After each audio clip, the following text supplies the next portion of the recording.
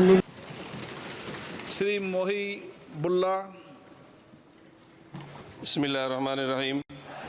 जनाब सदर, मैं आपकी तवज्जो इस तरफ चाहता हूँ आपके माध्यम से कि मैं वाहिद आदमी हूँ इस सदन में जिसमें वन मैन कमेटी आपके द्वारा बनाई गई सरकार के, और मैं उसमें पेश हुआ 123 प्रॉपर्टी में।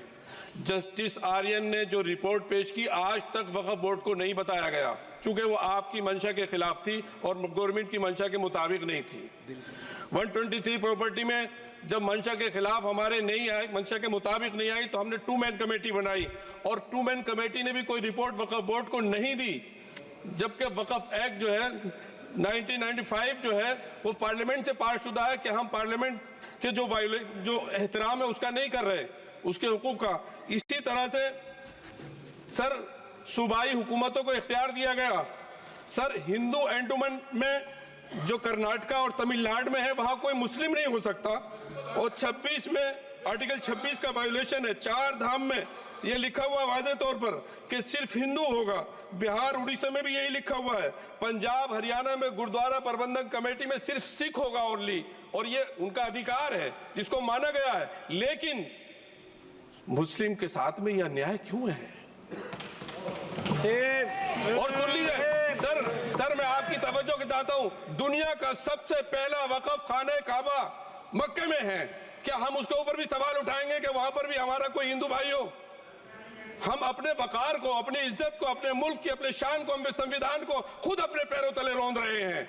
और वक्फ एक मुसलमानों का मजहबी अमल है, एक मजहबी फरीजा है। इससे उनको महरूम कॉन्स्टिट्यूशन के जरिए से भी कोई ताकत नहीं कर सकती।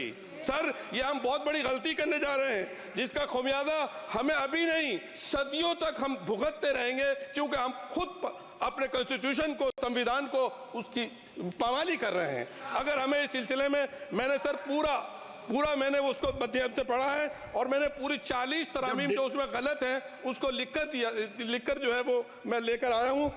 सर इसके जरिए से सरकारी अमले को बाज़ाब्ता तौर पर यह हक आखिर तो कलेक्टर को दिया जा रहा है, सर्वे कमिश्नर के इख्तियारात खत्म किए जा रहे हैं। आखिर सर्वे कमिश्नर भी तो गवर्नमेंट ऑफ इंडिया का होता है।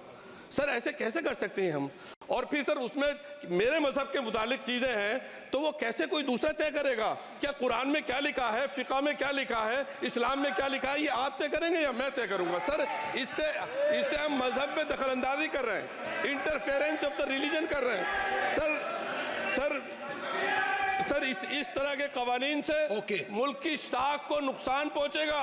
कॉन्स्टिट्यूशन की स्पिरिट हम खत्म कर देंगे, और अगर ये होगा तो कोई भी अकलियत, कोई भी माइनॉरिटी अपने आप को हिंदुस्तान में सेफ नहीं करेगी। पिछले दिनों सिखों के साथ भी ये हुआ, और कुछ ईसाई भाइयों के साथ भी इस तरह के वाकयात हुए हैं, जिसकी वजह से सब लोग अपने आप को असहाय महसूस कर रहे हैं। 10 साल से जो मुल्क में माइनॉरिटीज के साथ, उनके हुकूक के साथ, उनके रिलीजन फ्रीडम के साथ जो खिलवाड़ किया जा रहा है, उससे रूह कांप जाती है। और ऐसा महसूस होता है कहीं ऐसा ना हो कि जनता इन हुकूक के लिए, कॉन्स्टिट्यूशन को बचाने के लिए दोबारा सड़कों पर आ जाएगी। सर